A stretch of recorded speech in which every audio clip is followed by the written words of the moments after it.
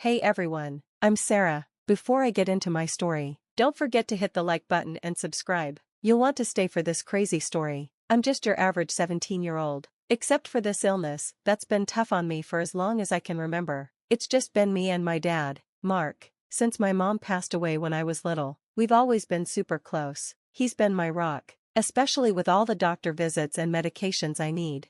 Life was pretty normal until Veronica showed up. Dad met her at work, and she charmed her way into our lives. At first, I was happy about it. Dad deserved to be happy, right? Veronica seemed nice, always bringing me small gifts and saying sweet things. One day, she suggested we have a girls' night. Sarah, honey, how about we do face masks and watch that new romantic comedy you mentioned? Veronica asked. I was excited. That sounds awesome. Maybe we could order pizza too?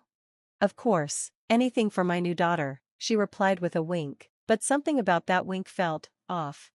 Things moved quickly. Before I knew it, Dad was proposing to Veronica, and she was showing off a huge engagement ring. Sarah, what do you think about having Veronica as your stepmom? Dad asked, looking hopeful. I forced a smile. If she makes you happy, Dad, then I'm happy. The wedding was small, just family and close friends. Veronica moved in, and I really tried to get along with her. We had family dinners where she'd ask about school, but things always felt strange. So, Sarah, how's that science project going? She'd ask. It's good, still working on the hypothesis, I'd say. Well, don't stress too much. It's not like you're curing cancer or anything, she'd joke, but her laugh never seemed real. Then came that night. I woke up with terrible pain, like my body was falling apart. Dad, help, I cried. He rushed into my room, panicked. Sarah, what's wrong? Talk to me, he said, worried. It hurts, Dad, it really hurts, I whimpered. Veronica stood at the doorway. Mark, maybe we should wait. You know how dramatic teenagers can be. But Dad ignored her. He picked me up and rushed me to the car. As we sped to the hospital, I saw Veronica's reflection in the rearview mirror. She looked strange. Annoyed, like my pain was a bother to her or something. I watched Veronica from my hospital bed. In the ER, while the doctors were checking me out, I overheard Dad and Veronica talking outside my room. Mark, these hospital bills are going to be huge. Are you sure this isn't just? Veronica started. Just what, Veronica? Our daughter is in pain. Nothing else matters right now. Dad cut her off. Our daughter. That should have made me feel good, but the way Veronica said, sure, of course, sent chills down my spine. As I lay there with IVs and monitors hooked up to me, I couldn't shake the feeling that things were about to get a lot worse, and I was right. After that night, everything started going downhill. I missed more school than I attended, and my treatments got even more intense. One morning, I overheard Dad and Veronica arguing in the kitchen. Mark, these bills are insane. We can't keep this up, Veronica said. What do you want me to do, Veronica? She's my daughter, Dad replied, frustrated. I'm just saying, maybe she's exaggerating a bit, for attention, Veronica suggested. I couldn't believe it. My own stepmom thought I was faking. I wanted to storm in and tell her off, but my body had other plans. A sharp wave of pain hit me, and I collapsed to the floor. Dad, help, I called out. They both rushed in, but Veronica's face showed it all. She looked annoyed, like I'd interrupted their argument. Oh, Sarah, again? Don't you think you're being a bit dramatic? She said in this fake sweet voice that made my skin crawl. Dad looked confused. Honey, are you sure you're not just stressed about school?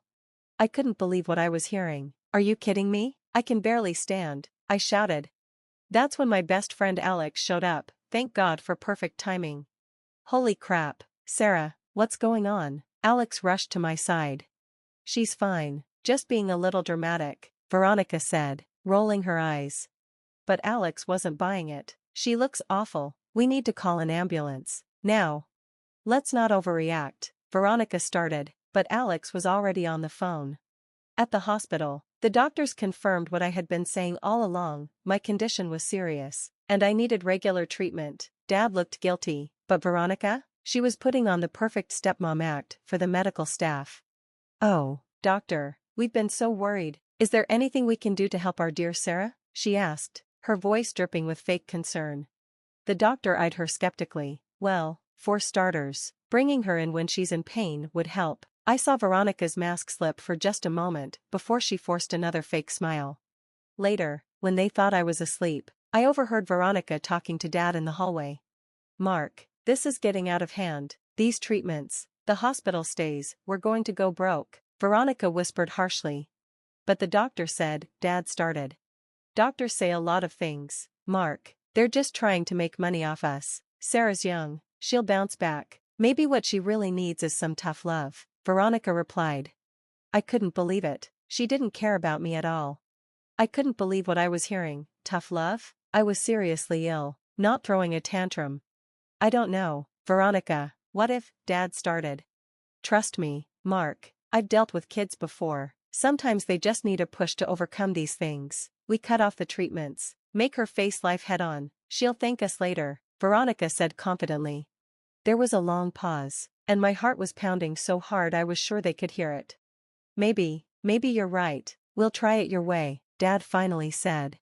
It felt like a punch in the gut. My own dad, the one person I thought I could always count on, was turning his back on me, and for what? Because his new wife told him to. As they wheeled me out of the hospital the next day, I caught Veronica's eye. She gave me this smile that chilled me to the bone, like she was saying, "I won. But you know what? Game on, Veronica." If she thought I was going down without a fight, she was wrong. I might be sick, but I'm not stupid, and I definitely wasn't going to let her win this twisted game she was playing. After Dad and Veronica cut off my treatments, things got bad fast. I tried to tough it out, but it was rough. One morning, I could barely get out of bed. "Sarah, get up, you'll be late for school." Veronica's sharp voice pierced through my door. "I don't feel good. I think I need to stay home," I called weakly. She barged in, eyes narrowed. "Oh, please, this act is getting old. Get dressed." I tried to explain, but she wasn't listening. I stumbled downstairs, and Dad looked concerned. "Honey, are you okay? Maybe you should stay home," Dad asked, worried. But before I could answer, Veronica jumped in. "Mark, remember what we talked about? No more coddling." Dad's face hardened. "Right, Sarah, toughen up. You can't miss any more school." I couldn't believe it. It felt like I was living in some twisted alternate reality. At school, I pulled my best friend Alex aside. "Dude, I need help. They've stopped my meds, my treatments, everything." Alex's eyes widened. "What the hell? That's messed up. We have to do something." "I'm scared, Alex. What if they put me in foster care?" I said, my voice trembling. That's when Mrs. Rodriguez, my favorite teacher, overheard us. "Sarah, Alex, is everything okay?" she asked.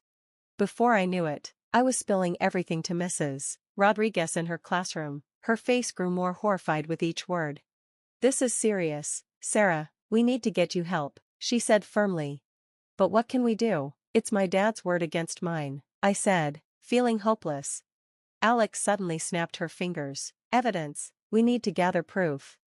Mrs. Rodriguez nodded. "Good thinking, Alex. Sarah, do you think you can secretly record what's happening at home?" I felt a spark of hope. "Yeah, I think I can do that." For the next few weeks, I became like a secret agent in my own home. I recorded Veronica's snide remarks and Dad brushing off my pain. It was hard to listen to it all again, but I knew it had to be done. One day, while I was pretending to nap on the couch, I overheard Veronica on the phone. "Yes, I've transferred another $5,000. No, don't worry, Mark has no clue. He thinks it's all going to Sarah's treatments," she said. My eyes flew open. She was stealing from us. I quickly hit record on my phone, praying she wouldn't notice. "Of course, I'll be careful. These idiots suspect nothing. I'll have the account drained in no time," she continued. I felt sick to my stomach, and not just because of my illness. How could Dad not see through her?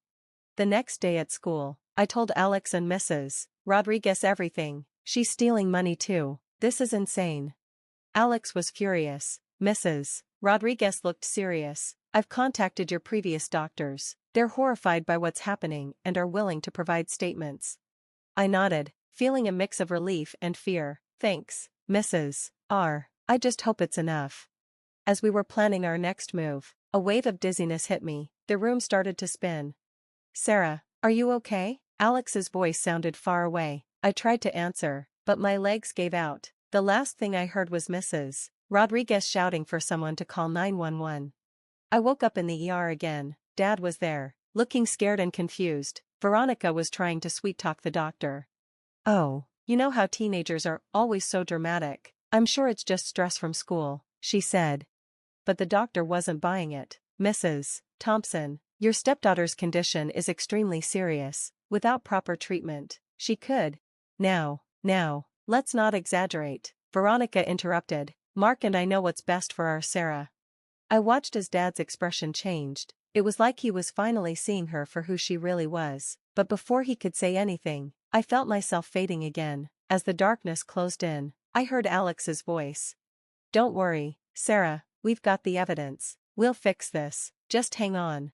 I wanted to tell them about the money and everything else, but the darkness was pulling me under. My last thought was, please let this plan work. I can't take much more of this. When I woke up in the hospital again, it felt like I'd been hit by a truck. Dad was there, looking like he'd aged 10 years overnight. There was no sign of Veronica, though. I guess the witch finally flew off on her broomstick. "Sarah, baby, I'm so sorry. I should have listened to you," Dad said, choking up. Before I could respond, the doctor stormed in, looking angrier than ever. "Mr. Thompson, your daughter's condition is critical. The lack of treatment is borderline criminal neglect. I'm required to report this to the authorities." Dad looked like he might pass out. I didn't know. My wife." That's when Alex and Mrs. Rodriguez burst in, like they were leading a rescue mission. "We've got proof," Alex shouted, waving her phone. Mrs. Rodriguez, always calm, stepped in. "Mr. Thompson, Sarah's been documenting everything: neglect, verbal abuse, and financial fraud." Dad's eyes widened. "Financial fraud? What are you talking about?" Alex played the recordings on her phone. Veronica's voice filled the room, bragging about stealing money from our family accounts. Dad's face went from shock to devastation. "I can't believe this. Sarah, I'm so sorry. I've been such a fool," he said. Just then, a nurse rushed in. "There's been an accident. A woman named Veronica Thompson." My heart skipped a beat. Dad jumped up. "What happened?" "She was in a high-speed collision. Apparently, she was trying to leave town with a large sum of cash. She's alive, but she's paralyzed from the neck down."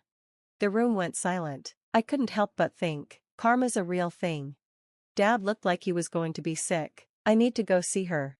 "Dad, after everything she did," I started, but he shook his head. "I need to tell her it's over and that she's going to pay for what she did to you." As he left, Alex squeezed my hand. "We did it. Sarah, you're safe now." The next few weeks were a whirlwind. My treatment started up again, and slowly, I began to feel like myself. Dad filed for divorce faster than you can say gold digger, and the cops were all over Veronica. A year later, I was packing for college. Can you believe it? There were days I didn't think I'd make it to my next birthday, let alone college. Dad knocked on my door. "Need any help, kiddo?" "Nah, I've got it. Thanks though." Things were still a bit awkward between us, but we were working on it.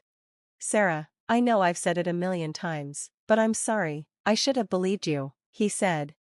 I sighed. "Dad, I get it. She played you, she played all of us, but you came through in the end, and that's what matters." He nodded, tears in his eyes. "You're stronger than I ever knew."